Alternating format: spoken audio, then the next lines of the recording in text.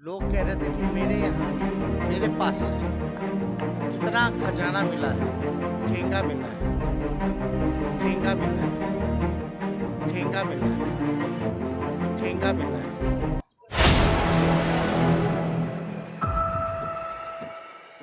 नमस्कार, आप देख रहे हैं 4 PM बिहार और मैं हूं अभिषेक मिश्रा। तेजस्वी यादव के घर पर ईडी की छापेमारी हुई और सीबीआई का शिकंजा भी कसता रहा। तेजस्वी यादव दिल्ली में थे, दिल्ली में एक्शन होता रहा सीबीआई और ईडी का, और पटना में यह चर्चा तेज होती रही कि क्या तेजस्वी यादव गिरफ्तार हो जाएंगे।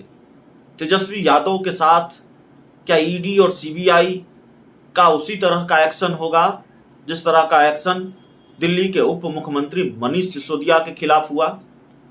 जिस तरह की कार्रवाई एक उप मुख्यमंत्री के साथ हुई उसी तरह की कार्रवाई दूसरे उप मुख्यमंत्री के साथ होगी, यानी कि दिल्ली के उप मुख्यमंत्री मनीष सिसोदिया के तर्ज पर ही बिहार के उप मुख्यमंत्री तेजस्वी यादव पर ईडी और सीबीआई का शिकंजा इस हद तक कसेगा कि वो जेल चले जाएंगे। भारतीय जनता पार्टी अब भी ये दावा करती है कि तेजस्वी यादव का इस मामले में जेल जाना तय है। लैंड फॉर जॉब मामले में, IRCTC घोटाला मामले में भी तेजस्वी यादव की मुश्किलें बढ़ती रही हैं। लेकिन इन सब सारी चर्चाओं के बावजूद, बीजेपी के दावे के बावजूद या इन दावों के बीच, इन चर्चाओं के बीच तेजस्वी यादव पटना लौटते हैं और पटना लौटकर तेजस्वी यादव जो कहते हैं, जिस तरह के बयान देते हैं, एक तरह से भारतीय जनता पार्टी के लिए ये बड़ी हार है। देखिए, ईडी और सीबीआई को क्या मिला है, तेजस्वी यादव पर किस तरह की कार्रवाई हो सकती है, तेजस्वी यादव की गिरफ्तारी होगी या नहीं होगी, इसके जवाब आने वाले दिनों में मिलेंगे। और ये मामला थोड़ा पेचीदा है, इस पर बड़ी चर्चा हो सकती है।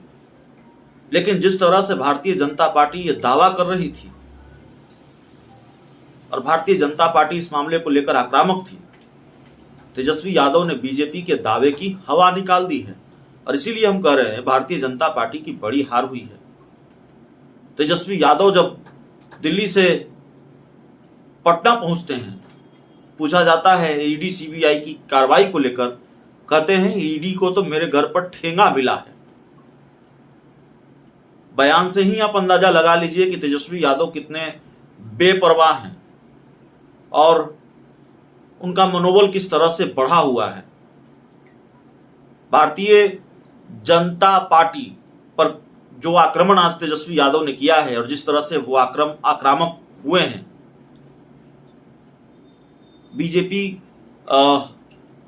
बीजेपी की बड़ी हार ही कही जाएगी। बीजेपी की फजीहत एक तरह से तेजस्वी यादव ने कर दी है, लानत मलामत कर दी है। ऊपर से तेजस्वी यादव ने बयान दिया ईडी और सीबीआई को लेकर। उन्होंने कहा कि घर आए ईडी के अधिकारियों के स्वागत में उन्होंने कोई कसर बाकी नहीं छोड़ी। सीबीआई और ईडी वाले मेरे घर पहुंचे तो उनकी तलाशी का काम आधे घंटे में ही खत्म हो गया। उसके बाद भी बैठे रहे। हम लोगों ने उनसे पूछा कि भाई काम खत्म हो गया है तो जाइए, लेकिन वो बैठे रहे। उन्हें ऊपर से आदेश था कि वहीं बैठे रहना है ताकि मीडिया में खबर चलती रहे। तब हम लोगों ने ही छापेमारी करने अधिकारियों के साथ अधिकारियों को चाय नाश्ता कराया, खाना खिलाया और मेरे घर आई, उनके रेड करने आई, उनके घर ईडी की टीम को ठेंगा मिला है। ये बात तेजस्वी यादव ने कही है। जो लोग करोड़ों रुपए मिलने की बात कर रहे हैं वो पंचनामा यानी सीजर लिस्ट जारी करें। तेजस्वी यादव का वो बयान भी हम जाहिर है आपको सुना देते हैं। सुबह उन्होंने बयान दिया है और कैसे बीजेपी की लानत मलामत उन्होंने की है, सुन लीजिए। तो ये जो एक तरह से कहा जाता है कि ईडी और सीबीआई के सहारे खेल करती है अपने राजनीतिक विरोधियों के साथ बीजेपी, हम नहीं कह रहे हैं, बीजेपी के राजनीतिक विरोधी कहते हैं, विपक्षी पार्टियां कहती हैं, विपक्ष के राजनीतिक दलों के नेता कहते हैं। तो बीजेपी पर जो आरोप लगता है तो उसके मुताबिक भारतीय जनता पार्टी इस खेल में फिलहाल भारतीय जनता पार्टी को मात मिली है, जिस तरह से तेजस्वी यादव ने आज बयान दिया है। सुनिए तेजस्वी यादव क्या कह रहे हैं। फर्जी एंटायर पॉलिटिकल साइंस वाले लोग नहीं हैं। हम लोग जो हैं रियल पब्लिक साइंस वाले लोग, असल समाजवादी लोग हैं। इनके झूठ, इनके अफवाह और इनके पॉलिटिकल वेंडेटा और फर्जी मुकदमे से लड़ने के लिए जिगर चाहिए। हमारे पास जिगर भी है, राजनीतिक ज़मीन भी है, हमारे पास ज़मीर भी है और हमारे पास विचार भी है। ये जिस दिन सरकार बनी थी उसी दिन हमने कहा था कि इस तरह का प्रयास जो है लगातार चलता रहे। असल में इन लोगों को सबसे बड़ा डर पूर्णिया के रैली के बाद जो जन समूह को देखते के बाद इन लोगों को बड़ा भय जो है लगा और ये लोग जान रहे हैं कि असल जो लड़ाई है 2024 का वो ये कहीं टिकने वाले नहीं है। तो ये केस उस रैली में भी हमने कहा था कि ये लोग आएंगे और हम लोग तो जानते ही हैं ये लोग करते ही रहेंगे। आप कौन से केस के बारे में बात कर रहे हैं भाई? उन्होंने ट्वीट किया था। सुन लो अरे सुनिए ना, 600 करोड़ से पहले 8,000 करोड़ का हिसाब तो दे दें। 2017 में सेम इसी तरीके से स्टाइल में इन लोगों ने किया था। 8,000 करोड़ का क्या हुआ? कुछ नहीं है। लोग कह रहे थे कि मेरे पास से कितना खजाना मिला है, ठेंगा मिला है। चुनौती दे रहे हैं, मेरे पास से ठेंगा मिला है। सीजर लिस्ट जो है जारी करे या हम जारी कर देते हैं।